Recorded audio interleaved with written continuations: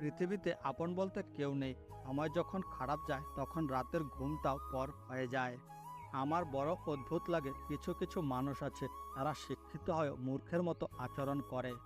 পশুরা মানুষের ভালোবাসা বোঝে, কিন্তু কিছু মানুষ মানুষের ভালোবাসা বোঝে না। অতিরিক্ত বিশ্বাস, অতিরিক্ত আশা, অতিরিক্ত ভালোবাসা, অতিরিক্ত স্বপ্ন কোনোটাই ভালো না। আসলে অতিরিক্ত শব্দটাই অতিরিক্ত খারাপ। অবিশ্বাস করতে হলে এই সমাজকে করুন, আপনার কনফিডেন্সকে না।